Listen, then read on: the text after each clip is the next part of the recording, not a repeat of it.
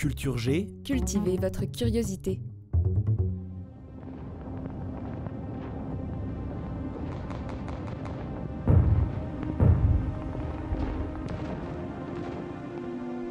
le bilan de la Première Guerre mondiale est terrible. 9 millions de victimes pendant le conflit et 2 à 4 fois plus après la fin de la guerre, à cause de la malnutrition et des maladies, notamment la grippe espagnole. Les dégâts matériels sont énormes aussi, de nombreuses villes ont été largement détruites, voire même rayées de la carte. La production industrielle a également chuté. À la fin de la guerre, la France produit près de 40% de moins qu'en 1913. Une phrase revient sur toutes les lèvres. Plus jamais ça. Pour que cette guerre soit la der des der, la dernière guerre, il faut conclure des accords de paix. Et pourquoi pas créer une organisation internationale qui garantisse le respect de ces accords. En 1919, les participants à la conférence de paix de Paris décident donc de créer un Parlement des peuples, une organisation internationale indépendante qui jouera le rôle de sentinelle de la paix, la SDN, la Société des Nations. Le pacte de la SDN reflète la volonté de ses promoteurs, créer une institution politique capable de garantir la paix en unissant les faibles et les forts. Le 28 avril 1919, Genève est choisie comme siège de l'organisation. Il y a 2 raisons qui expliquent ce choix. D'abord son rayonnement international et surtout son appartenance à un pays neutre, la Suisse. Et 2 mois plus tard, le 28 juin 1919, dans la Galerie des Glaces au château de Versailles, il est temps de signer le traité. Dans ce lieu hautement symbolique, les représentants de l'Allemagne doivent signer, sans discuter, le traité de Versailles, qu'Hitler appellera plus tard le Diktat, dicté par les vainqueurs, qui se partagent aussi toutes les colonies allemandes et exigent de lourdes indemnités, les réparations. Ce traité est l'une des causes de la Seconde Guerre mondiale, tout l'inverse de ce qu'il aurait dû être, parce que la signature de ce traité, c'est aussi l'acte fondateur de la SDN. À l'origine, il faut le rappeler, c'est le président des États-Unis, Woodrow Wilson, qui a proposé la création de cette Société des Nations, mais le Sénat américain refuse de valider le traité de Versailles.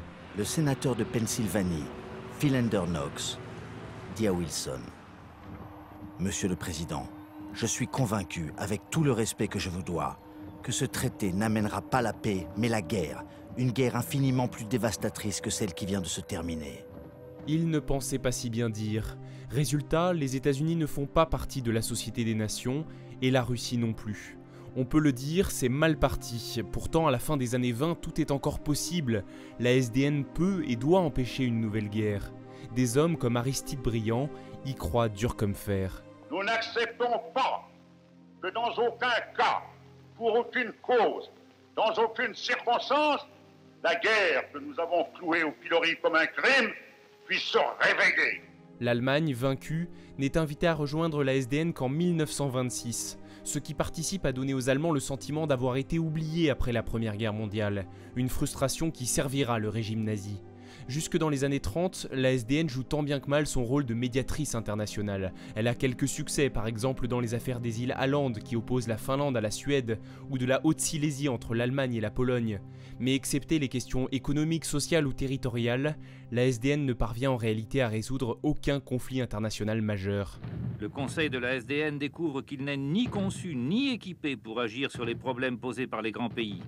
L'agression de la Mandchourie par le Japon, l'attaque de l'Éthiopie par l'Italie restent impunies.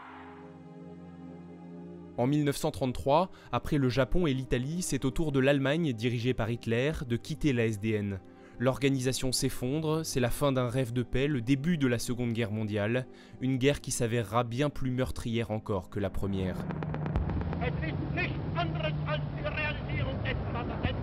The world will note that the first atomic bomb was dropped on Hiroshima, a military base.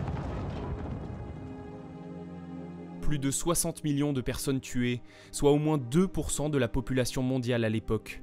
La Seconde Guerre mondiale est le conflit le plus meurtrier de l'histoire. En 1945, à la conférence de Yalta, la décision est prise de reconstruire une nouvelle organisation sur les ruines de la SDN et en essayant de corriger ses défauts. C'est la naissance de l'Organisation des Nations Unies, l'ONU. Genève a retrouvé une animation oubliée depuis les mauvais jours de 1939. Animation un peu endeuillée car Genève assiste aux funérailles de la SDN qui vient d'y ouvrir sa dernière session. Lors d'une dernière réunion tenue à Genève en 1946, la SDN est officiellement dissoute et ses services, mandats et propriétés sont transférés à l'ONU. L'ONU qui est maintenant à New York, dans le quartier de Manhattan. Les États-Unis ont tiré les leçons de l'après-Première Guerre mondiale et ils ont décidé de cesser leur politique isolationniste. C'est donc à San Francisco, le 26 juin 1945, qu'est signée la Charte des Nations Unies, acte fondateur de l'ONU. Merci d'avoir écouté cet épisode jusqu'au bout. L'histoire de l'ONU, ses victoires et ses échecs feront certainement l'objet d'un prochain épisode. Dans celui-ci, vous avez entendu des extraits de la série Apocalypse, 5 épisodes de 52 minutes sur la Première Guerre mondiale, avec la voix de Mathieu Kassovitz. Elle est passionnante et très bien réalisée, n'hésitez pas à la regarder. Vous avez aussi entendu plusieurs archives, notamment un extrait de l'émission Géopolis datant de 1993.